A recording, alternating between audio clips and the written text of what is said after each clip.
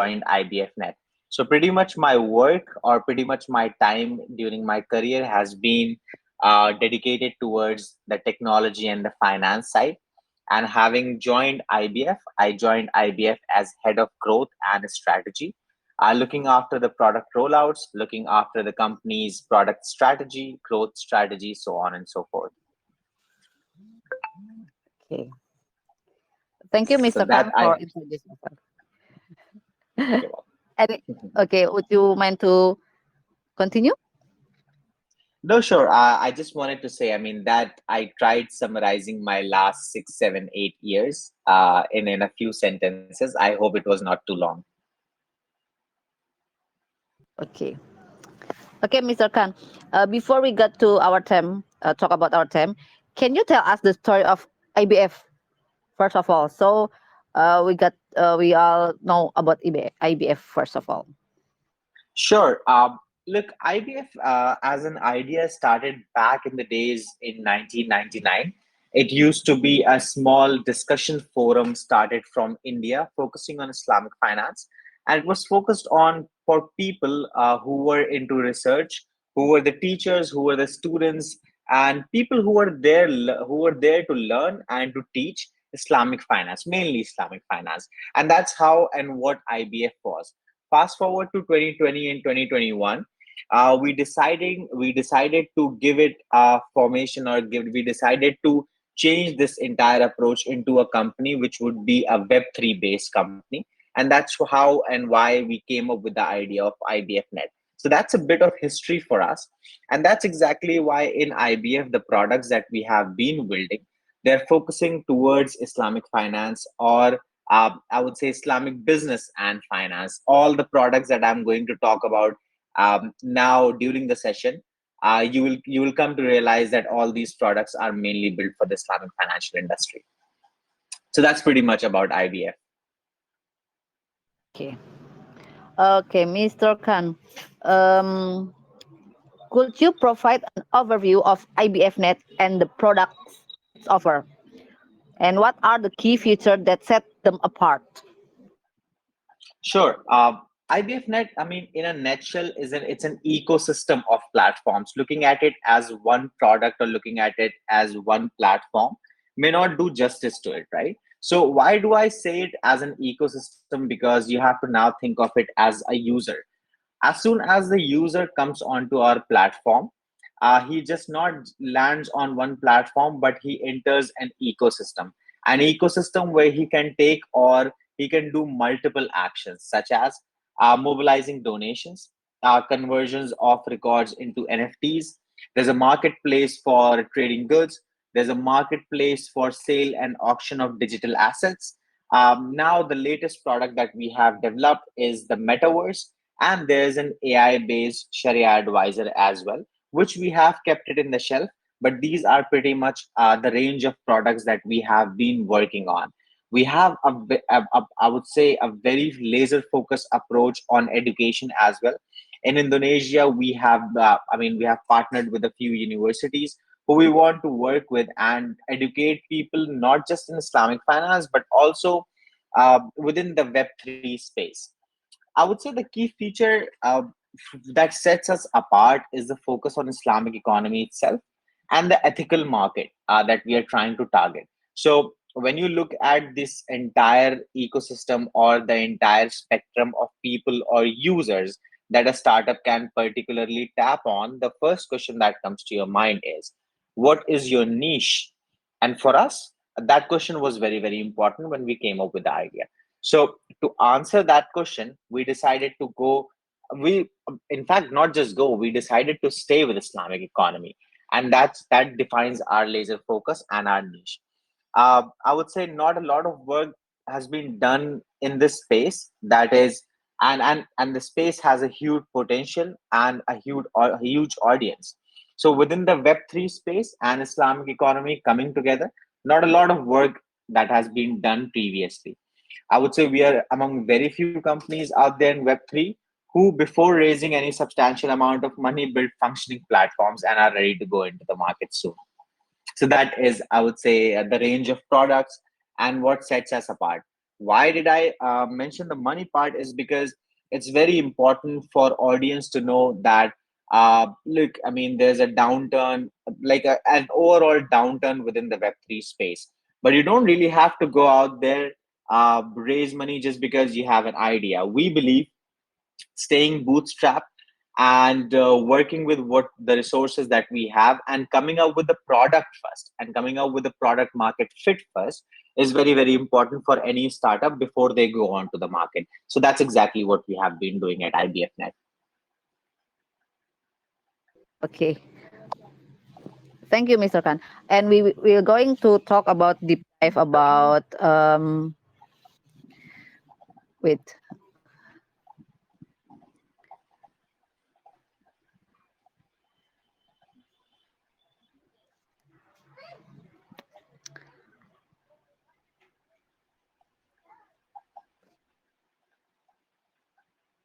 Hello. Uh, wait a moment. Sure. We're gonna talk about deep dive into IBFnet. Sure. Sure. What makes the IBFnet stand out from the crowd of blockchain projects currently in the market? Sure. Again, I'm going to highlight a few very key points that are very, very important for IBFnet, right? The very first thing is the ethics and focus on Sharia compliance or Islamic economy in itself. That pretty much sets us apart anyway before I talked about other points, right? So, although it's very inclusive because of the principles of Islamic finance, we're still building a solution for people who can't really participate in anything and everything out there because of these issues, which are ethical in nature.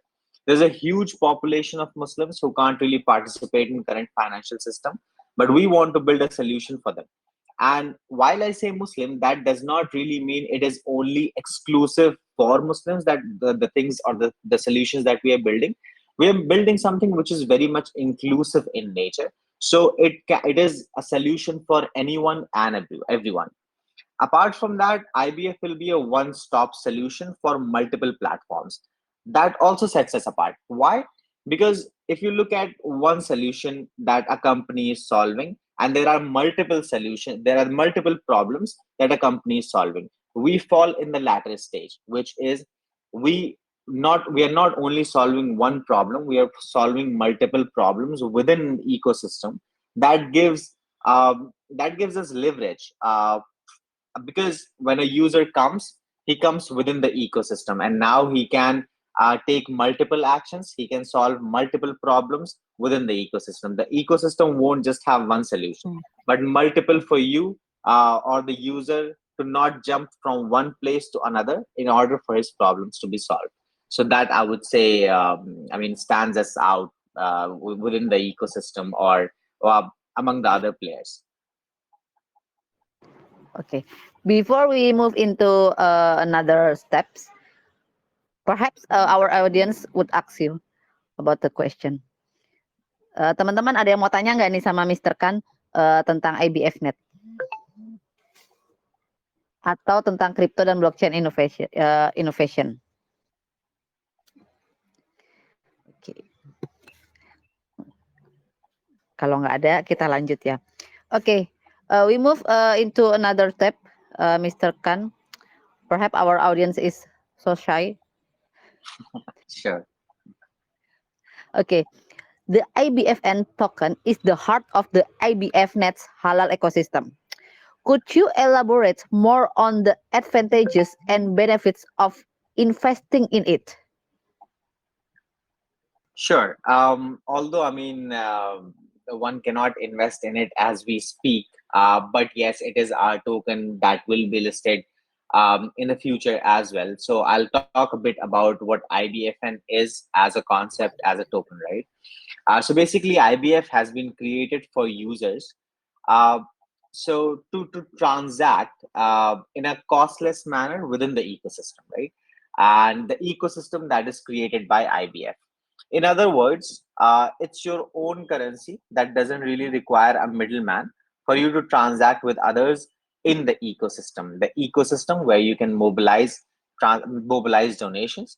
The ecosystem where there's a marketplace, an ecosystem where there's sale and auction and so on and so forth, right? So this is again, I'm talking about our platforms, but IBFN actually helps you to transact within this ecosystem. Now, uh, uh, from an investor's point of view, once we are listed, inshallah, and people have an opportunity to invest or to buy these coins, I would love to focus on one particular thing, which probably is not much talked about within this ecosystem, and which probably people shy away from. I would say we are a value based company, and we expect these token investments to be long term, so we get time to achieve our business goals, right? So you have to look at it as you're investing in, you're owning a piece of the company. Why? Because once the business performs, the token appreciation takes place all in itself. That means you're investing directly into the business or into something which is owned by the business. The more value we have within the business, the more the value of the token grows over time. Oke. Jadi gini teman-teman, tadi kita sudah bertanya tentang apa yang membuat IBFnet itu menonjol dari sekian banyak proyek blockchain yang ada di pasaran saat ini ya. Nah, dari Mr. Khan sendiri menjelaskan tadi bahwa mereka fokus pada syariah. Jadi meskipun sangat inklusif karena prinsip-prinsip keuangan Islam, jadi mereka membangun solusi bagi orang-orang yang tidak dapat berpartisipasi dalam apapun di luar sana karena masalah etika.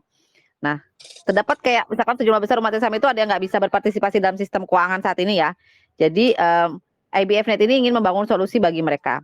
Nah, selain itu IBF ini akan menjadi one stop solution dengan berbagai platform. Ekosistem yang tidak aja memiliki satu solusi, tetapi banyak solusi. Agar kita sebagai pengguna nggak berpindah dari satu tempat ke tempat yang lain, supaya masalahnya dapat segera terpecahkan. Kurang lebih begitu ya tadi Mbak Clara ya untuk pertanyaan saya tentang ini, apa yang buat FBF menonjol ya. Iya, benar. Suara saya kedengaran kan ya, Mbak? Iya, kedengaran jelas banget. Iya, jadi sebenarnya kita itu fokusnya intinya adalah semua platform kita itu semuanya bisa digunakan oleh siapapun gitu. Tapi kan kita lihat sendiri ya, kalau misalnya di negara-negara misalnya yang lebih banyak muslimnya kayak gitu, di Indonesia sendiri aja lah, itu kan banyak banget yang berita-berita terkait halal haram dan sebagainya. Ya, Nah, kita tuh betul. pengen kalau teknologi blockchain yang sifatnya revolusioner ini tuh bisa juga gitu dikonsumsi oleh para muslimah kayak gitu sih. Terlepas dari kita berkolaborasi juga dengan berbagai sektor lah istilahnya yang konvensional ataupun yang di luar komunitas muslim itu sendiri kayak gitu aja sih, Mbak. Thank you. Oke. Terus untuk tentang token IBF ini, itu tadi sudah dijelaskan sedikit sama Mr. Khan tadi. Jadi ibaratnya itu adalah jantung dari ekosistem halal yang ada di IBFnet ini. Ketika saya bertanya, bisakah Mr. Khan menjelaskan lebih lanjut tentang keuntungan dan manfaat berinvestasi di dalamnya? Jadi jawaban dari Mr. Khan tadi adalah IBFN diciptakan agar pengguna dapat bertransaksi dengan biaya lebih murah dalam ekosistem yang diciptakan oleh IBFN. Jadi dengan kata lain, mata uang kita sendiri tidak memerlukan perantara untuk bertransaksi dengan orang lain di ekosistem ini. Jadi kalau kita adalah investor IBFnet token, kita harus melihatnya sebagai investasi pada visi perusahaan dan bukan hanya pada koin itu sendiri. Jadi sudah dijelaskan sebelumnya bahwa IBFN ini adalah perusahaan berbasis nilai dan mengharapkan IBFnet ini mengharapkan investasi ini bersifat jangka panjang, sehingga dari IBFnet ini memiliki waktu untuk mencapai tujuan bisnisnya, dan semakin banyak nilai yang mereka miliki dalam bisnis ini, semakin besar pula nilai tokennya. Gitu ya kurang lebih ya Mbak Clara ya. Iya, benar. Jadi kita tadi udah dijelasin juga penggunaan token ini tidak hanya untuk tadi ya kita misalnya jual beli aja, tapi kita punya platform ataupun nanti goals-nya juga metaverse gitu, di mana yaitu tadi kita mendukung banyak sekali misalnya proyek-proyek sosial, terus ada juga proyek-proyek seperti e-learning. Jadi ada pengembangan dampak yang lebih jauh sih terhadap komunitas kami sendiri ataupun para investor ataupun network-nya kami juga kayak gitu, Mbak. Mungkin teman-teman ada yang mau tanya nih, kalau mungkin kurang fasih berbahasa Inggris, mungkin bisa tanya, ada Mbak Clara di sini. Ada yang mau tanya? Kalau nggak ada, kita lanjut ke next question aja kali ya Mbak Clara ya. Iya, boleh Mbak. Atau mungkin So teman-teman the bisa next question tanya. is for Clara. Sorry. Yeah. Sorry. Go on. Sorry. Kalau Sorry. I'll just hear. kalau buat Mbak, if the question for Miss Clara, perhaps in Indonesia. Yeah, Iya. it's okay. It's okay. It's okay. Boleh. Boleh. You know bahasa, speak bahasa, Mr. Khan. Sikit. Sedikit. Little sih I can. Oke. Yeah. Little sih. Oke. Lanjut deh kita ke Mbak Clara nih, Mbak. Mbak Clara, kalau untuk pembaruan menarik dari fitur yang baru apa nih Mbak dari IBFnet? Kalau dalam waktu dekat nih? Kalau dalam waktu dekat ini kita lagi membuat namanya platform. Kita itu bisa dikatakan crowdfunding pertama yang ada di blockchain. Jadi kita punya platform namanya Benevolence. Benevolence itu adalah ya kalau misalnya teman-teman tahu lah crowdfunding untuk misalnya berdonasi dan sebagainya itu udah banyak banget lah ya di Indonesia misalnya. Kita kasih ambil contoh misalnya kayak kitabisa.com ataupun misalnya Dompet Duafa atau yang lainnya lah banyak kayak gitu. Nah, apa yang membuat platform kami ini berbeda gitu. Jadi semua teman-teman yang punya kripto gitu nanti bisa gitu untuk mendonasikan kriptonya itu. Jadi bisa ikut project di kami dan kita udah berkolaborasi juga dengan beberapa NGO baik itu Indonesia ataupun nanti kedepannya di luar juga. Jadi token yang misalnya komunitasnya IBFnet itu udah punya ataupun saat ini kan IBFnet itu berkolaborasi juga kan dengan protokol Algorand dan Polygon kayak gitu. Jadi para komunitas Algo dan komunitas Matic itu juga bisa mendonasikan kriptonya tadi, tokennya tadi untuk proyek-proyek sosial. Yang pastinya proyek sosial ini tuh sudah terverifikasi ya, artinya kami berkolaborasi dengan proyek-proyek yang memang sudah legal gitu. Jadi NGO-NGO yang besar ataupun mereka memiliki anak asuh misalnya kayak gitu atau proyek-proyek campaign sosialnya yang udah berjalan gitu sih. Nah, itu tadi yang bisa dikatakan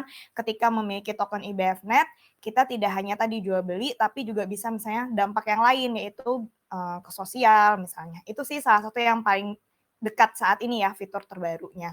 Dan kedepannya sih kami juga pastinya akan menampilkan semua platform kami itu di dunia metaverse. Saat ini metaverse-nya kami memang belum open publik ya, tapi sudah bisa sih kalau misalnya 1 sampai 5 orang mau lihat-lihat lah istilahnya kayak gitu. Karena kemarin juga waktu di Coinvest Asia itu kami udah mulai show off itu untuk metaverse-nya gitu kan. Ya kira-kira kami ingin menawarkan experience yang lebih interaktif gitu, terutama nanti ke depannya misalnya untuk e-learning ataupun tadi proyek sosialnya langsung. Itu sih Mbak yang paling deket. E-learning tuh berarti nanti kita kayak pembelajaran virtual ya Mbak Clara ya? Ya, karena kan IBFnet sendiri kan awal mulanya juga komunitasnya ini dibentuk dari berbagai researcher, akademisi gitu ya, karena founder kami juga beliau memang salah satu profesor juga kan di bidangnya, dan karena banyak akademisi dan sebagainya, platform kami yang disebut salah satu platform kami itu juga berfokus terhadap online course gitu. Nah, saat ini tuh udah berjalan juga sih Mbak, online course-nya mirip kayak Coursera kali ya, biar gampang gitu kan. Nah, tapi bedanya apa, di dalam online course kami tuh tidak hanya berfokus terkait Web3, tapi juga berfokus terkait zakat manajemen, wakaf manajemen, di mana para pengajarnya itu sudah berkolaborasi dengan para advisor kami yang expertise di bidangnya. Jadi nggak cuman kalau misalnya webinar itu kita kerjasama biasa, tapi kalau online course itu nanti dapat sertifikasinya dan sertifikasinya tuh bisa dibentuk juga dalam bentuk misalnya smart contract misalnya kayak gitu. Dan yang pasti juga expertise kami itu langsung berkecimpung misalnya profesor di bidang zakat manajemen misalnya kayak gitu. Terus nanti kita juga bisa berkolaborasi dengan ahlinya misalnya salah satu pembicaranya atau moderatornya itu berasal dari pengalaman, misalnya memiliki pengalaman di Islamic Development Bank ataupun yang lainnya. Jadi kita benar-benar fokuskan ke sana. Dan yang membedakan ya tadi sih hasil sertifikasinya kan karena ini di blockchain, jadi sertifikasinya bisa langsung, misalnya kalau teman-teman mau bikin NFT-nya bisa juga dibikin di platform kami yang lain. Jadi nggak cuma sertifikat dalam bentuk kayak PDF aja gitu sih Mbak. Mbak Clara, ini ada pertanyaan di chat ya dari Mas Parto. IBFnet ada komunitas Indonesia nggak? Terus ada time schedule untuk kegiatan di Indonesia nggak? Habis itu pertanyaan berikutnya, online course-nya mau daftarnya gimana tuh? Kok ada zakat manajemen? Oke, mungkin Mugis gimana? Oke. Kalau untuk Indonesia ya, mungkin saya jawab yang Indonesia ya. Kalau untuk online course bisa Mugis juga. Kalau Indonesia, kebetulan kalau Indonesia dari saya, kita juga ada. Jadi di dalam Telegram IBFnet itu langsung Mbak Clara, soalnya terhubung tadi ya putus-putus. Ya. dalam berbagai bahasa. Misalnya untuk komunitasnya kita tuh di IBFnet itu udah termasuk dalam English, bahasa yang main discussion tuh English. Terus yang untuk komunitas Arab juga kita langsung terhubung di sana, Arab, ada yang bahasa Arab, ada yang bahasa Rusia, dan ada bahasa Indonesia juga kayak gitu. Jadi kita cukup join gitu di Telegram IBFnet Group, itu sudah langsung ada berbagai channel ya sesuai bahasanya gitu sih. Dan untuk jadwal-jadwal di Indonesia biasa kita langsung update juga sih. Biasanya di main discussion, terus nanti di Indonesia juga ada gitu. Oke, berarti di telenya ya Mbak Clara ya, di main discussion ya langsung Iya, di telenya. Jadi langsung standby aja di situ. Dan di selain di Telegram kita juga selalu announce ya di LinkedIn kami, LinkedIn Indonesia, IBFnet Group Indonesia. Kalau yang fokus untuk event-event yang Indonesia kayak gitu sih. Kalau di Discord nggak Mbak Clara ya, belum ya? Discord iya kita baru bikin sih tapi belum seaktif yang mungkin komunitas lain ya. Kami paling seringnya masih Telegram kayak gitu. Iya, karena memang butuh waktu ya untuk membangun komunitas di Discord. Benar. Okay, the next question for Mr. Khan, Miss Clara, Miss Clara request. Okay, how to register on online course? Why is there is a zakat management? Sure. So basically, if you simply type IBFnet on Google, you'll be able to see our platform. You come there, you register yourself, and then once you register yourself, you will enter the ecosystem, or which is called IBF Next, right? As soon as you're within that, but once you see your dashboard on the left, you'll see explore our courses. Click on it, and as soon as you click on it, you will be inside and you can register for the courses that we have listed there. Actually, the best way for people here and people who are going to listen to this podcast on YouTube, I will urge everyone to come to our platform, try them out, since we are taking approach where we are trying to create the feedback loop for the users. And I would urge everyone to come there, try out the platform, register yourself, and see what we are building. Oke, Om Parto, sudah terjawab ya pertanyaannya?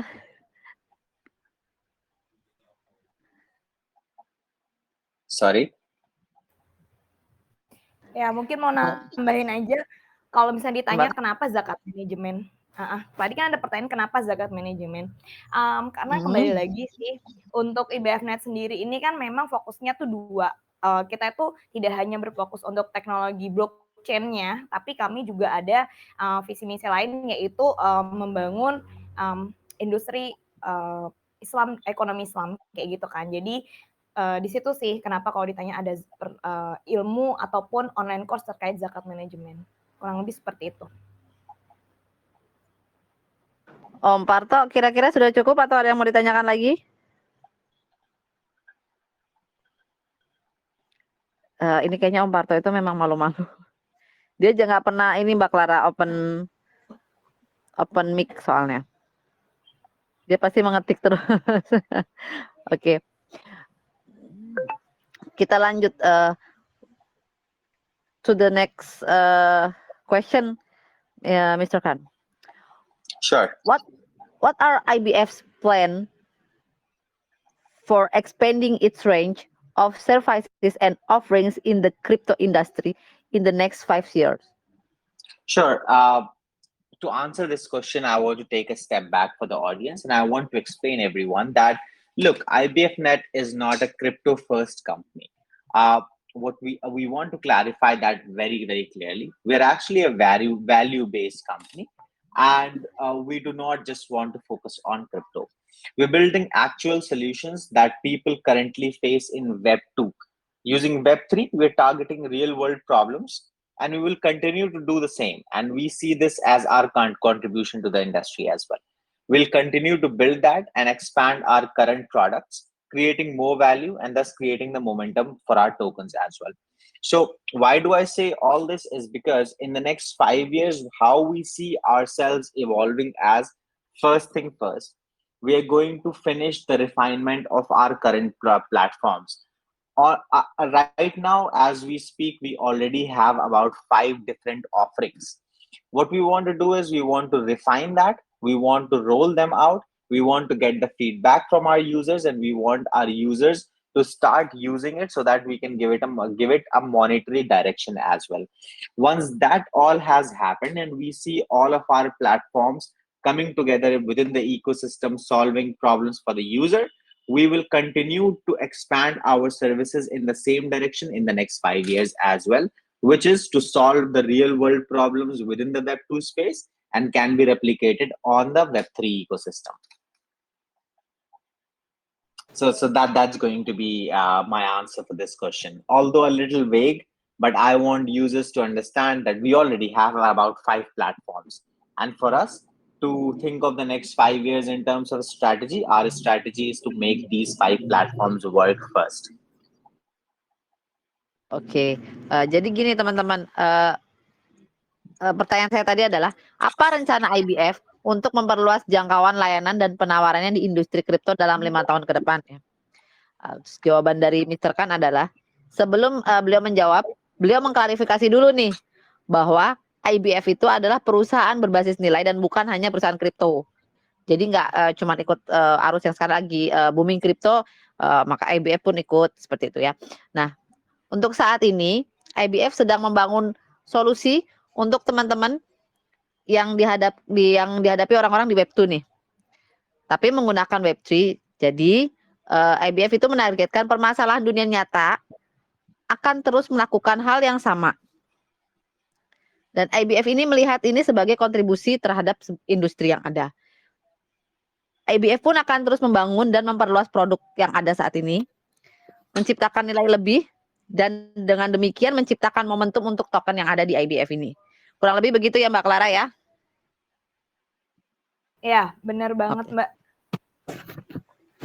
Oke, ada yang mau ditambahin nggak Mbak Clara? Atau mungkin cukup, jadi kita bisa langsung ke next question? Cukup Mbak. Cukup ya, oke. Mr. Khan, how does IBF plan to differentiate itself from other crypto platforms as the industry becomes more crowded and competitive? I would say it's a very good question, right? Because on a daily basis, you see a company coming in, you see tokens being listed, and so much news around whatever is happening within the Web3 and crypto space. Now, as IBF Net team or the management team, we are not really worried about whoever is entering the market.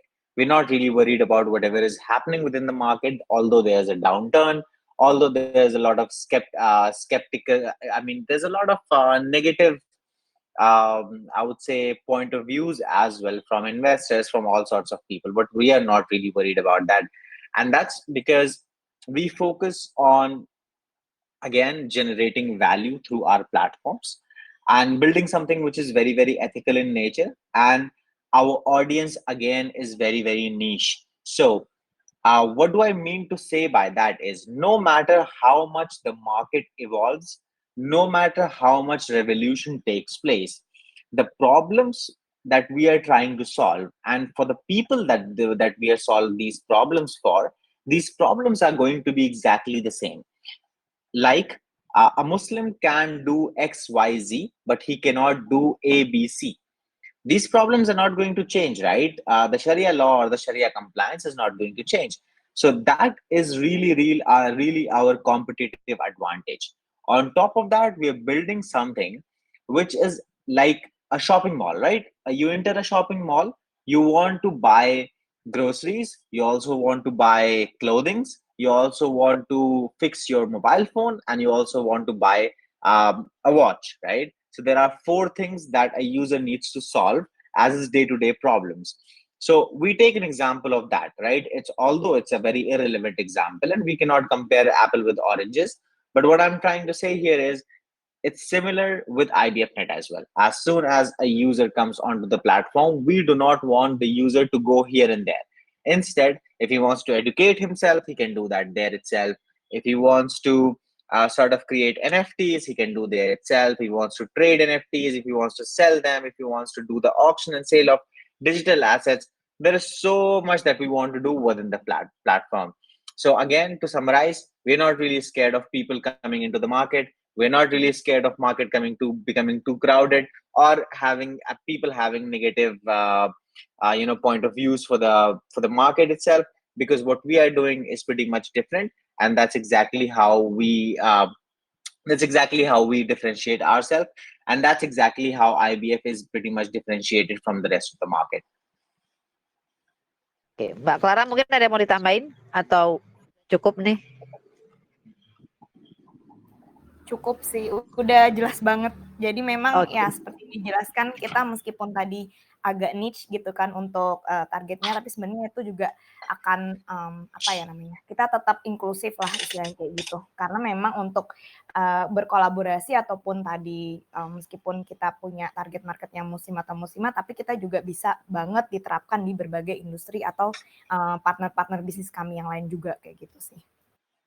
Clara, sebelum kita lanjut nih, saya mau tanya nih Mbak, ada nggak sih, pasti ada dong ya, tantangan atau kendala ketika build IBF ini?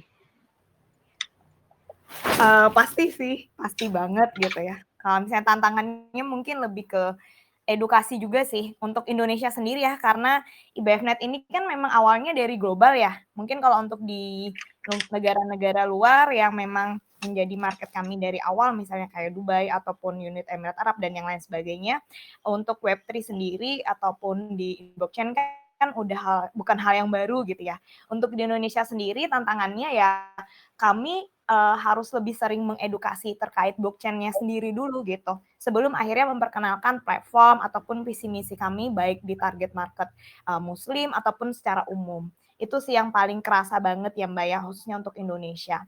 Jadi untuk menjawab tantangan tersebut, kami pun sering banget berkolaborasi dengan komunitas-komunitas kripto ataupun blockchain, dan paling utama kami juga menyasar universitas-universitas yang dimana banyak banget anak muda yang sebenarnya tuh pengen tahu banget tentang blockchain, tapi edukasi terkait blockchain kan masih sedikit gitu ya di Indonesia. Nah, di situ sih kami juga mulai masuk ke universitas-universitas. Untuk Indonesia seperti itu, Mbak.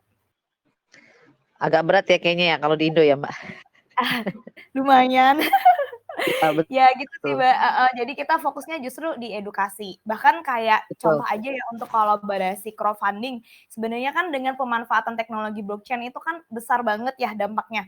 Kayak misalnya kalau crowdfunding kan kita tahu lah ya banyak isu-isu uangnya diambil sama foundernya misalnya, atau ada fraud di uang-uang sosial itulah dan sebagainya. Justru kan sebenarnya dengan pemanfaatan teknologi blockchain, fraud di dalam finansial khususnya misalnya crowdfunding itu kan bisa sangat dikurangin kan. Nah, tapi untuk penjelasan ke arah sana aja kan banyak yang belum mengerti. Jadi kami biasanya mengedukasi dulu tuh manfaat teknologi blockchain tuh seperti apa. Jadi kami dari awal banget sih Mbak kayak gitu, salah satu tantangannya.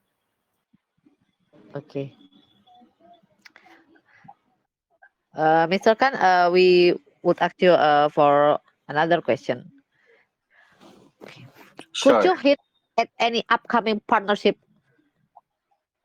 or collaboration that could enhance the user experience on the platform? Oh, that okay. Yeah, that's an exciting question because I mean, we recently signed, a very very close and good partnership with a platform called Takadao. It's a Emirati or Saudi focused platform, and it's also present or registered in Singapore. We're looking into a very solid collaboration to co-develop and market each other's products. So. The products that Takadao right now has is, I would say, a few verticals. One of which is they offer education. So they have Takatalk uh, that they're focusing on. And then the main solution that they have is Takaful or insurance for Muslims. It's a community based insurance or Takaful. So what we are planning to do with them is we are going to list each other's products on each other's platforms. That's one. And also share our community and educate our community together. So that is the most recent partnership that we have. And there's another partnership that we are working on. These two partnerships, I think, will be really, really good in terms of product offerings, thus enhancing the user experience for the users. Jadi tadi pertanyaan saya adalah, bisakah Anda memberikan petunjuk tentang kolaborasi mendatang yang bisa meningkatkan pengguna di platform ini? Jadi dari Mister Khan menjawab itu mereka punya mitra dengan perusahaan bernama Takadao ya Mbak Clara ya, Takadao ya. Iya, Dan saat ini betul ya, saat ini sedang berkolaborasi sama-sama untuk mengembangkan dan memasarkan produk satu sama lain. Jadi hal ini nanti akan memberikan dorongan yang sangat signifikan terhadap IBFNet sendiri. Begitu ya Mbak Clara ya, kurang lebih ya saya ringkas seperti itu. benar. Dan token kami juga sudah listing salah satunya di CoinTiger. Mungkin teman-teman ada yang tertarik ya.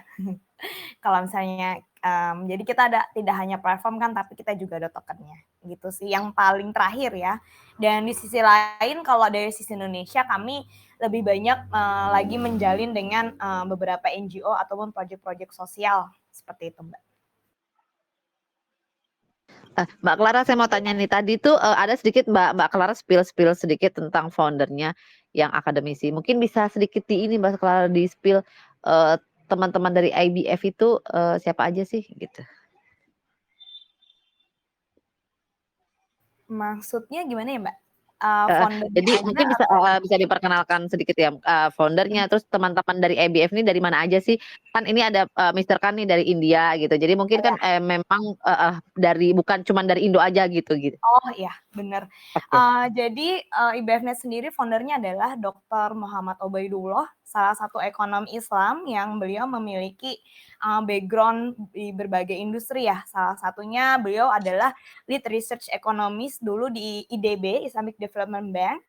Lalu beliau juga salah satu associate profesor di King Abdul Aziz University. Beliau juga pernah jadi associate profesor dan sampai sekarang juga masih sering mengajar bolak-balik ya, entah di India ataupun di unit Emirat Arab dan sebagainya.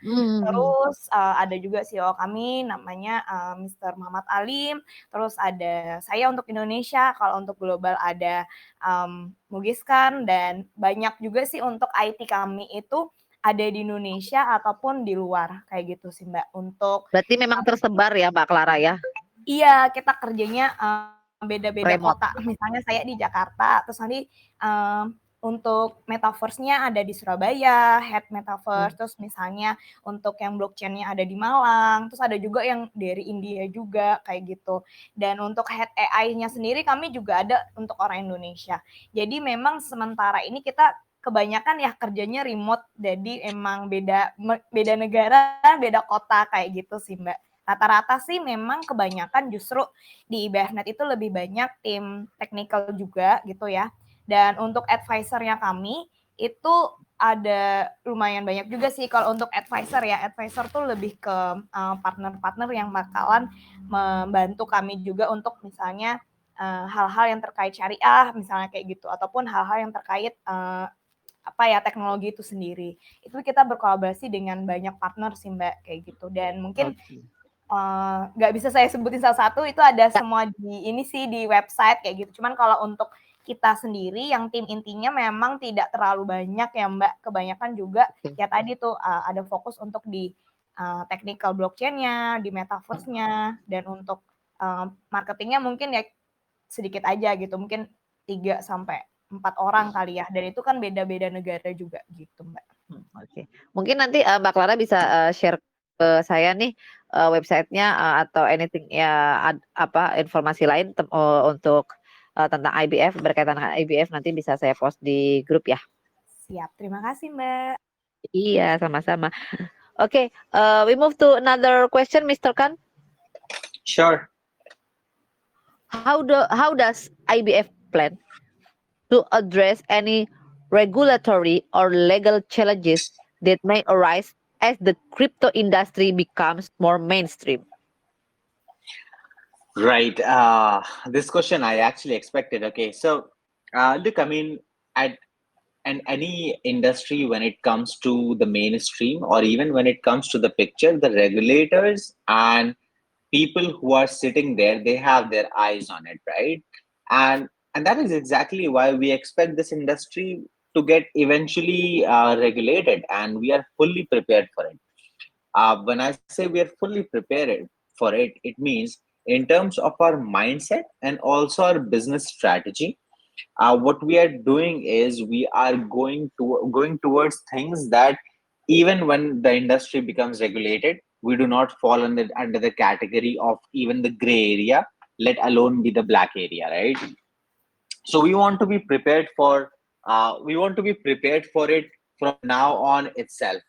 And when we talk about the ethical part of our business, that pretty much ensures already, right? If you look at the basic principles of our business, one, we are going into the Islamic finance sector, right? That's one. Number two, we are trying to stay ethical throughout our business model. Number three, we are trying to create value for the users. And number four, which is more important, we all come from different industries that are very, very heavily regulated. Like for myself, I come from fintech industry. The CEO Alim, he comes from the fintech industry. Mr. Ubaidullah, who's the chairman, he comes from the banking industry. So we do understand that regulators always keep an eye on an industry, especially at its nascent stage. And that's exactly why we are making ourselves very, very well prepared. And at any given point, if the regulators plan to regulate this entire industry, we're very confident that we will fall under a section that even after regulations are implemented, we are fine. So that's how we are pretty much preparing ourselves for the change in industry, or for the change in regulations in the future. Clara, mungkin ada mau ditambahin lagi nggak? Nggak ada sih, cukup. Tadi mungkin dia cuma menjelaskan ya kalau di kami proyeknya itu memang istilahnya nggak main-main lah, istilahnya kayak gitu ya Mbak ya. Dan memang kami sendiri itu termasuk saya bisa dibilang baru setahun kali ya di dunia Web3, tapi kami semua adalah jadi di dalam IBFnet ini kami semua adalah profesional yang sebelumnya di industri yang berbeda gitu, baru kami bergabung lah di sini juga gitu. Dan kebanyakan memang dari kami semua memiliki background yang pernah misalnya kerja di financial technology juga sebelumnya, ataupun dan untuk Mugi sendiri kan beliau juga punya fokus juga dari dulu tuh di investor relation dan investment dan sebagainya kayak gitu sih. Jadi memang expert yang ada, jadi mungkin memang SDM-nya adalah yang expert ya untuk di IBF ini ya. Iya, termasuk untuk teknologinya juga gitu. Jadi rata-rata di teknisinya kami itu memang punya kemampuan skill untuk di blockchain developer misalnya kayak gitu, atau metaverse developer kayak gitu.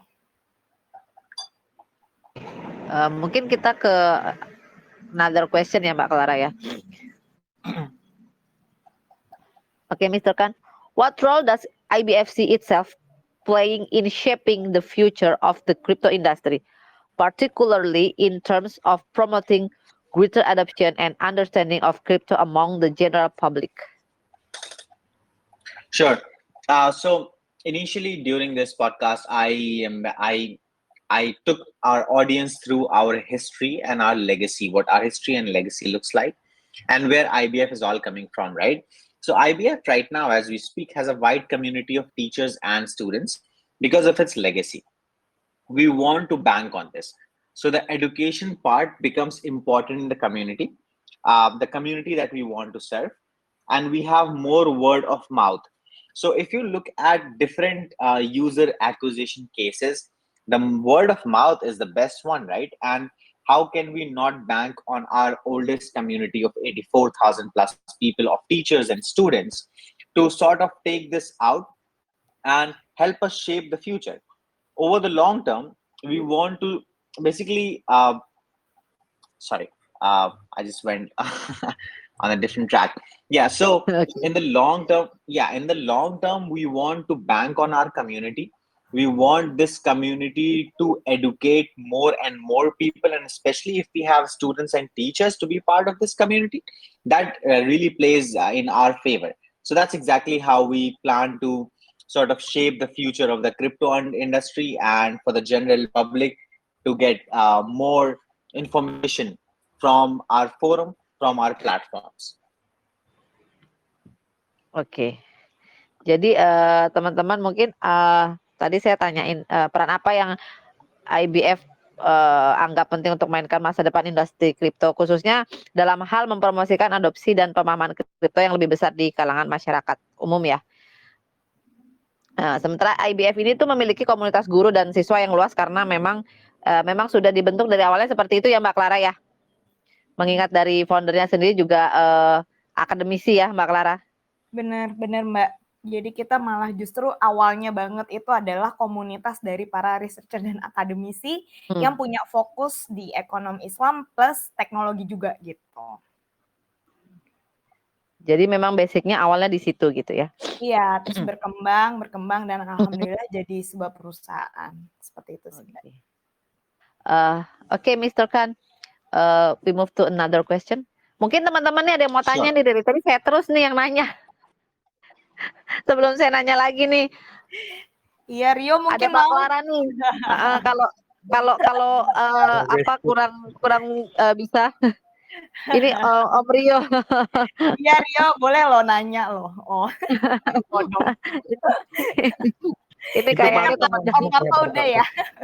Om Parto udah. Iya, Om Parto ini mengembara ke banyak komunitas. Bener, saya tuh ketemu di mana loh? Ada lagi nih Om Parto nih kayaknya ya. Makasih banyak Om Parto. Iya, Om Parto nih setia dia kalau di OTB, kalau beliau waktunya luang biasanya beliau naik di OTB. Mas Parto ini. Oke, ada yang mau tanya nggak nih? Kalau nggak ada, kita move to another question, Mr. Khan. Yes, sure, please. Okay. How does IBF Net cater to new crypto user? And what steps have been taken to simplify their journey? Sure. We look at all of our users as new users. You know why? Because we want to focus on the user interface and user experience to be a very, very seamless experience. We prioritize a user-centric approach to cater to new crypto users. Our very intuitive UI and very smooth UX streamline their onboarding journey, right? We have simplified registration, avoided technical jargons, and implemented an interactive wizard to guide users step by step. We have educational resources such as video tutorials and toolkits that help users understand key concepts much, much better. So for a user, it's not just about knowing crypto. It's also about knowing how to use a platform, right? And for it to happen, the UI UX of a particular platform needs to be very, very smooth. And that's exactly what we are focusing on. And on top of that, we are focusing on within the ecosystem, people get educated. Our mobile friendly design ensures easy access and management of crypto assets on the go. With these efforts, we empower new users to explore blockchain world with confidence and ease. And yeah, that pretty much is it. I think for a new user, you can't really do much except for making their lives easy, and that's exactly what we are trying to do here. Okay. Thank you, Mr. Khan. I just post about the website of IBF Net Group on our group in Telegram. Jadi buat teman-teman yang mau ngulik lagi tentang IBF Net bisa banget, itu barusan saya posting di grup sebelum kita move to another steps ya. Iya, mungkin kalau teman-teman ada yang tertarik juga, kita lengkap sih Mbak di situ untuk white paper-nya. Kalau ada yang mau lebih into lagi ya, kita siapkan dengan berbagai bahasa, English, Indonesia, atau misalnya memang mungkin ada teman-teman yang dari luar ya, yang menggunakan bahasa Arab atau bahasa Rusia, itu kita juga ada berbagai bahasa. Jadi teman-teman nggak usah khawatir nih kalau yang pasti berbahasa Arab bisa ada grupnya sendiri ya Mbak Clara ya, kemarin saya juga sempat lihat itu Arabic Iya, group. Yang lebih ramai biasanya justru di Arab ya Mbak ya. Iya benar, saya lihat keren loh ini, bisa gitu ya di Arab ada dan ramai banget gitu Mbak. Apa mungkin karena mengusung ekonomi syariah tadi ya, konsep ekonomi syariah tadi ya Mbak Clara ya, mungkin itu yang salah satunya jadi daya tarik dari IBF Net ini sendiri. Iya benar Mbak, karena kembali lagi kan kita dari global juga kan, dan memang beliau foundernya juga kebanyakan kan dari awal pun beliau ya koneksinya justru banyak di sana gitu ya, di unit Emirat Arab. Jadi emang lebih seru aja biasanya di grup. Cuman saya nggak bisa bacanya Mbak. Takutnya nanti kalau saya yang baca kayak ngaji kan nanti. Bener. Itu anak saya yang bisa tuh Mbak, dia karena dia ngafalin Quran kan, jadi dia agak-agak paham. Kalau saya kan bingung ini gimana bacanya. Juga sih, Mbak. Berarti bukan cuma saya aja ya Mbak Clara ya. Iya, terus ada yang bahasa Rusia juga lah. Saya itu nggak bisa itu Mbak juga. Makanya saya biasanya yang di Mandarin aja atau Indonesia. Nggak apa-apa Mbak Clara, nanti pelan-pelan bisa kok. Kan learning by doing. Yes. Ya kan. Oke. Terus move to another question, Mr. Khan. Yep, I'm there with you. Okay. Could you give us a walkthrough of the user interface and user experience on the platform? And how has it been designed to cater the users of varying experience levels? Oh, certainly. Yeah, I'd be more than happy to. So when you first land on our platform, you'll notice a very clean and intuitive user interface designed for ease of navigation. We've taken care to keep it clutter-free and very, very user-friendly as well. For new users, onboarding wizard is there for you to guide, or the onboarding wizard is your guide. It walks you through the registration process step by step, avoiding any overwhelming technical jargons. You'll be up and running in no time. As soon as you land on the platform, you go through the process, you'll be there within the ecosystem in just no time. It's very, very easy. Once inside, the dashboard presents a very clear overview of your crypto assets and activities. For those new to blockchain, we have included tooltips and educational resources throughout the platform as well. All our apps are under a single domain and easily accessible through a single sidebar. A single account gives you access to all of our apps as well, eliminating the need for creating multiple accounts. So, I mean, we have seen this in the past, right? A company has 6, 7, 8 platforms, and each platform needs a different password, blah blah blah. For IBFNet, that is really not the case. You come onto it, very easy UI UX. You go through the ecosystem, you go through the platform, everything all under one umbrella. No different kind of account creations, so on and so forth, eliminating the hindrance for a user. So that pretty much is me walking you through the registration process, or from the time you land on our platform to the time you start using it. Oke, Mbak Clara mau ditambahin atau udah cukup? Udah cukup, kita lanjut ke next step. Cukup Mbak, next. Oke, langsung next aja ya Mbak Clara ya.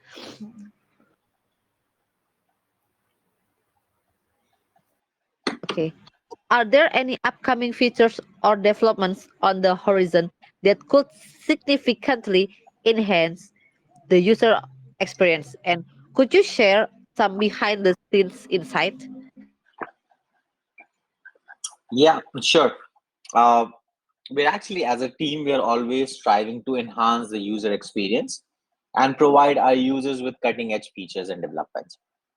Some of the behind the scenes that I can think of off of my head and that I can share with our audience here is uh, the enhanced security measures in itself.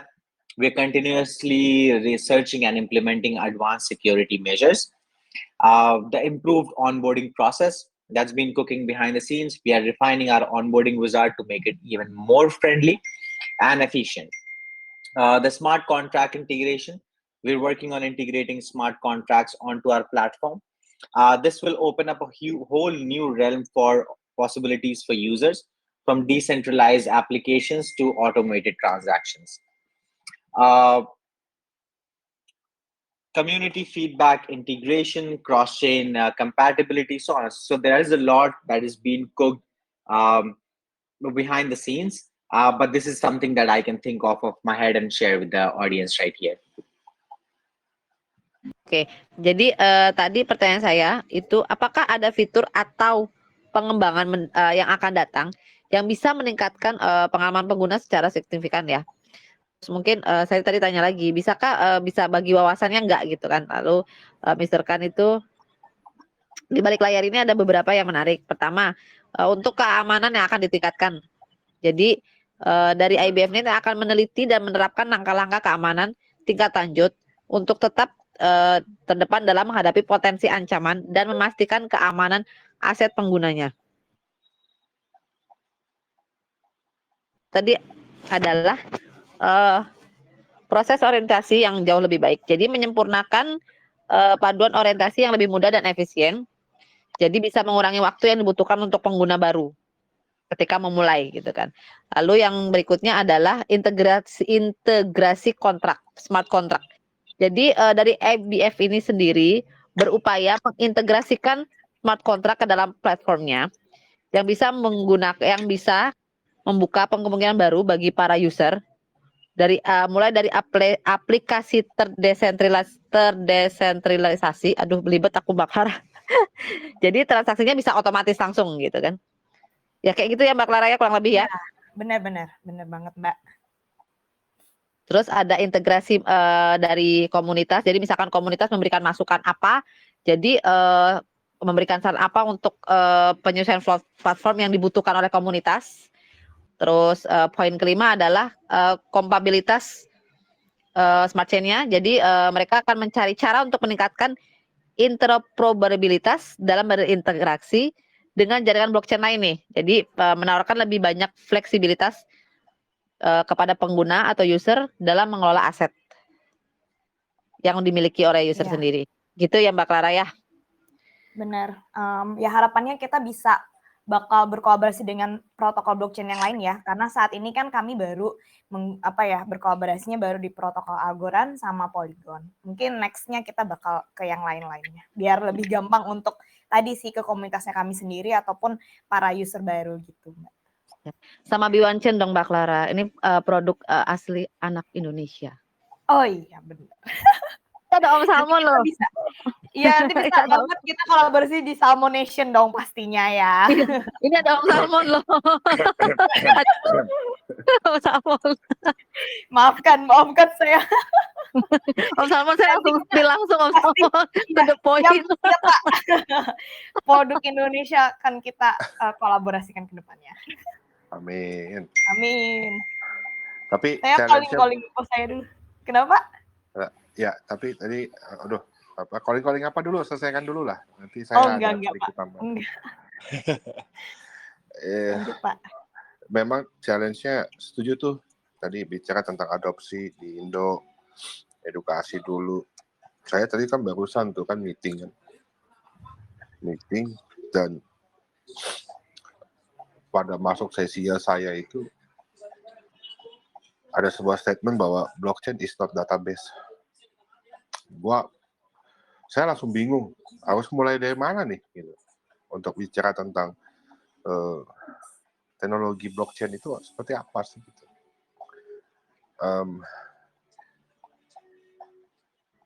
Ya pada intinya memang perlu perjuangan bersama-sama sih, Mbak Clara. Sorry, I spoke in Indonesia, in bahasa. Mau masuk Indonesia masih benar-benar perlu perjuangan. Bila kita ingin related dengan government-nya, seperti itu. Jadi memang ini sedang dikelola lagi, diatur lagi gimana caranya supaya bisa didengar lah dengan kesabaran penuh tingkat tinggi dewa langit atas paling tinggi lah, katanya sih begitu sih. Ya, sama-sama. Semoga bisa Sama-sama. saling berbagi dan membantulah Mbak Clara ya dengan IBF. Gitu. Boleh banget Pak. Nanti kita bicarakan Pak setelah Ya. AMA ini. Dan memang benar Pak yang seperti Pak Om Salmon juga bilang, kalau misalnya tadi saya juga mengatakan kan kalau Indonesia sendiri bahkan kita baru di tahap mengedukasi blockchain-nya aja tuh harus dari segala sisi gitu kan Pak ya. Belum sampai pengalaman produk aja tuh kadang orang baru tahu hanya sekedar misalnya token atau yang lainnya, tapi belum tahu misalnya pemanfaatan teknologi blockchain itu sebenarnya bisa di berbagai industri. Hal-hal seperti itu juga PR kita bersama sih Pak untuk khususnya yang berjalan bersama di industri Web3 ataupun blockchain ini sendiri kayak gitu. Setuju. Semoga nanti kita akan membuat sebuah wadah yang sama-sama lah. Banyak kok yang sedang dikumpulkan untuk bisa sama-sama menyuarakan ini semua demi kemajuan kita semua. Iya, benar Pak. Karena kan ya sayang aja Pak ya kita SDM-nya banyak, tapi di luar sana udah semua sudah maju. Kita di sini masih memperdebatkan hal-hal yang bisa dibilang bisa mengurangi gitu kemampuan untuk literasi, apalagi teknologinya kayak gitu kan. Jadi ya semoga dengan kolaborasi nanti ke depannya Salmonation dengan IBFNet bisa membuka lebih banyak pintu-pintu kolaborasi lainnya gitu, ataupun komunitas blockchain dan kripto Indonesia sendiri. Gitu. Setuju. Mungkin itu aja Pak. Ya, betul. Thank you very much. Silakan lanjut Mbak Fitri. Oke, kita lanjut ini Mbak Clara ya. Memang kayaknya harus ini. Halo, selamat malam Mbak Nia. Saya mau nyapa Mbak Nia dulu nih. Mbak Nia, selamat malam. Mbak Nia dari Elbank. Hai, malam. Senang banget nih malam ini bisa meluangkan waktu untuk main ke Salmonation. Habis dari Bali ya Mbak ya? Ya gitu deh. Kemarin ketemu nggak Mbak Clara? Ini Mbak Nia habis dari Bali loh. Iya, ketemu, cuman mohon maaf ya Mbak, aku kemarin agak hektik. Iya. Ketemu dan terima kasih juga Mbak Nia tuh kemarin tuh main juga ke booth-nya Algorand juga. Dan kayaknya keliling-keliling ya kalau Mbak Nia lebih aktif sih kayaknya. Iya, aku keliling-keliling sampai pegel.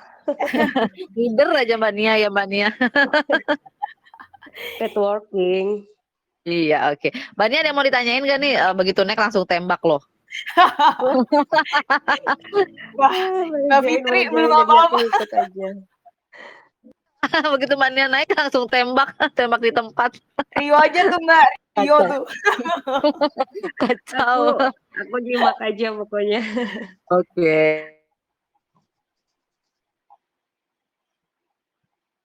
Kita lanjut, oke, Mr. Khan. Okay, what are some of the most exciting new developments in the crypto industry that you're following closely, and how might this affect IBF's business in the coming years? Sure. Let me think of a few. Actually, I'm closely monitoring several exciting developments in the crypto industry. Some of which I can say it right here. One I would say is the layer 2 solutions. The layer 2 solutions and other scalability solutions are becoming increasingly popular. That's due to their ability to process transactions faster and more cost effectively, right? So we believe, we believe adopting such solutions could enhance the efficiency and also the scalability of our platform. Something else that I can think of is DeFi innovation. The rapid growth of DeFi is transforming the traditional finance landscape. And we believe integrating more DeFi protocols and features into our platform could empower users with greater financial opportunities and flexibility. Something else that also I can think of is NFT ecosystem. The NFTs have captured mainstream attention like anything. It is revolutionizing the digital ownership and creative expression. So for us as a business, by embracing the NFT ecosystem, we could provide users with opportunities to tokenize and trade unique digital assets. Then cross-chain interoperability between different blockchain network is also gaining traction, allowing seamless asset transfers across platforms. And for us, integrating cross-chain capabilities could also expand the range of assets, the range of assets that user can basically interact with. We are also keeping an eye on regulatory developments. We are also keeping an eye on sustainability and ESG initiatives, just so our brand language, just so our business focus and values remain the same. By closely tracking these developments and strategically incorporating relevant ones, I use the word relevant ones because there's a lot that is going on in the crypto industry, right? But we cannot really adopt everything. So we are only incorporating the relevant ones, and we are positioning ourselves as a forward thinking platform. I hope this answers your question. Oke. Mungkin ini teman-teman sedikit dijelaskan ya. Tadi saya tanya nih, perkembangan apa sih yang paling menarik dalam industri kripto yang diikuti sama teman-teman dari IBF ini, dan gimana hal ini bisa mempengaruhi bisnis IBF untuk tahun ke depannya? Lalu jawaban dari tim IBF ini adalah, pertama adalah memberikan solusi untuk layer 2. Jadi solusi untuk layer 2 dan solusi skapabilitas lainnya akan sangat populer karena kemampuan untuk memproses transaksi lebih cepat dan lebih hemat biaya. Lalu untuk mengadopsi solusi tersebut, maka dapat meningkatkan efisiensi dan skalabilitas dari platform tersebut, sehingga memberikan pengalaman pengguna yang lebih baik. Yang kedua adalah untuk inovasi untuk DeFi. Dengan pertumbuhan pesat DeFi, keuangan terdesentralisasi atau DeFi tersebut bisa mengubah landscape keuangan tradisional. Lalu bisa juga mengintegrasikan lebih banyak protokol dan fitur DeFi ke dalam platform, sehingga dari IBF itu dapat memberdayakan pengguna dengan peluang finansial dan fleksibilitas yang lebih besar. Lalu untuk ekosistem NFT, yang ketiga adalah untuk ekosistem NFT. Token tidak dapat ditukarkan karena telah menarik perhatian untuk teman-teman. Jadi untuk merevolusi kepemilikan digital dan ekspresi kreatif. Dengan ekosistem NFT, teman-teman IBF ini bisa memberikan peluang untuk user untuk melakukan tokenisasi dan memperdagangkan aset digital. Terus yang keempat adalah interoperabilitas lintas chain. Jadi karena ini beda jaringan antar blockchain, pasti kan ada perbedaan tuh. Nah, dari sini bisa memungkinkan untuk transfer aset tanpa hambatan antar platform. Mungkin ini salah satu kelebihannya. Dan terus untuk mengintegrasi untuk perbedaan chain ini bisa memperluas juga jangkauan aset yang dapat meningkatkan interaksi antar penggunanya. Terus untuk selanjutnya, poin selanjutnya adalah perkembangan untuk regulasinya. Jadi regulasi yang berkembang dapat membentuk landscape dalam itu. Terus selanjutnya adalah inisiatif keberlanjutan dan ESG. Jadi industri kripto akan semakin fokus untuk keterlanjutannya dan dalam lingkungan sosial dan untuk tata kelola atau ESG tersebut ya. Jadi dari IBF ini sendiri menerapkan praktek ramah lingkungan dan mengatasi permasalahan LST yang dapat meningkatkan reputasi merek dari IBF ini dan menarik untuk pengguna yang memiliki kesadaran sosial seperti itu. Gitu ya Mbak Clara ya? Ya benar banget Mbak. Sudah lengkap. Sudah lengkap sekali ya. Saya nerjemahinnya agak belibet. Karena Mr. Khan-nya nih ngomongnya lumayan cepat juga. Okay. Last question, Mr. Khan, before we go to our conclusion from us. How do you see the rise of DeFi transforming the financial landscape in the coming years, and what role will IBF play in this transformation?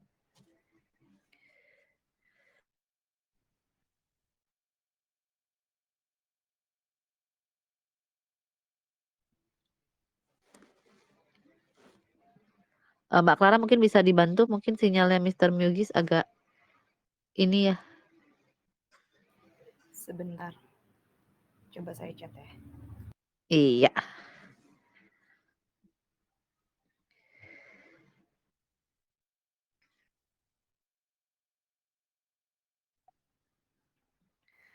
Jadi sudah masuk ke kesimpulan berarti ya Mbak ya? Iya, ini terakhir pertanyaannya terakhir itu tentang how do you see the rise of decentralized finance atau DeFi transforming the financial landscape in the coming years, and what role will IBF play in this transformation? Hi, sorry. I mean, I think Okay. I lost you for a bit. Can you hear me now? Okay, yes. Yeah, okay. So I think, yeah, sure.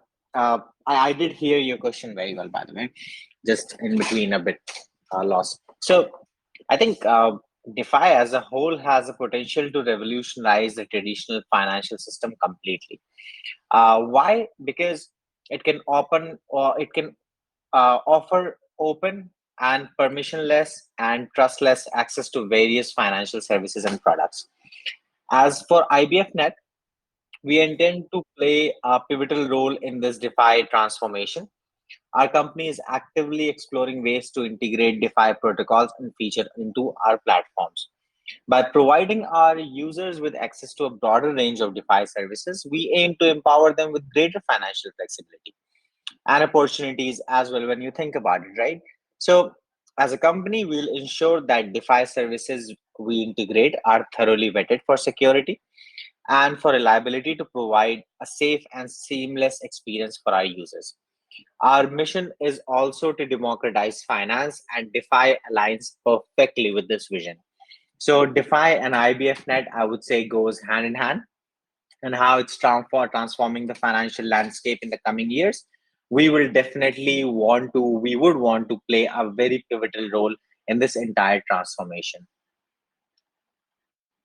So that would be my answer. Thank you, Mr. Khan. Maybe this is before we are closing our AMA or the audience would ask you a question perhaps. Mungkin teman-teman ada yang mau tanya nih sama Mr. Khan? Ada yang mau tanya? Oh, kayaknya nggak ada yang mau tanya nih Mbak Clara. Mungkin malu ya? Atau Kita close aja Mbak, nggak apa-apa. nggak apa-apa ya. Mungkin ini juga di India mungkin udah malam juga ya Mbak Clara ya? Bener. Tadi kita juga udah banyak kan yang nanya-nanya di chat juga. Menurut saya Iya, tuh udah cukup. Mbak. Udah cukup banget ya. Oke. Mr. Khan, would you mind to give us the conclusion about this AMA session for today or OTB? Sure. Well, I would firstly like to thank Salmonation for inviting us, and I would like to personally thank them as well for inviting me to speak over this very vast topic of blockchain, cryptos, and IBF in general, right? So thank you very much, and thank you for the audience for joining in. I really, really hope the session was informative, and I would urge everyone, whoever are listening right now and whoever are going to listen in the future on YouTube, to come onto our platform, register as a user, and go through the journey yourself. And you will find ourselves in an initial stage, but in the future, we are definitely going to create history, and we want you to be a part of it. On a side note, we would want you to join on us on Telegram, on Discord. All the links have already been shared on the chat. So we really, really look forward to having you as users, as our community, as supporters, as investors in the future as well, inshallah. You guys were awesome. The audience was awesome. The hosts were awesome. So thank you very much, and everyone have a good night. Okay, thank you, Mr. Khan. Before we close, what time is it now in India? Tetap belum Mbak Clara nanya. It's almost 8 p.m. And yeah, so it's almost time to go. Okay, thank you, Mr. Khan, for joining with us this night. Thank you for your time. Makasih banyak nih Mbak Clara udah mau mampir ke Salmonation meskipun jalan-jalannya udah lama banget ya. Mohon maaf ya Mbak, kita baru Iya, it's available dan terima kasih banyak Yes. juga kepada Pak Salmon, Mbak Fitri dan semua komunitas Salmonation yang udah hadir malam ini. Mungkin kedepannya kita bisa lebih banyak lagi kita edukasi webinar juga ataupun kolaborasi yang lainnya. Dan semoga teman-teman juga sehat semuanya dan tentu saja kita bersama-sama akan menyebarkan semangat industri blockchain dan Web3 ini sendiri. Thank you all. Thank you. Makasih banyak ini Mbak Clara, Mr. Khan-nya udah langsung turun mungkin karena udah ada acara lain ya. Iya, Oke, kita benar banget. Oke, makasih banyak loh Mbak Clara ya. Kita close OTB malam hari ini teman-teman. Terima kasih banyak untuk semua teman-teman yang sudah meluangkan waktu di OTB malam hari ini. Kita close OTB. 1, 2, 3, 4, 5. Close the block. Selamat malam teman-teman semuanya. Makasih banyak ya Mbak Clara. Malam Om Salmon, malam Om Rio, malam Om Parto, malam Om Kesuma.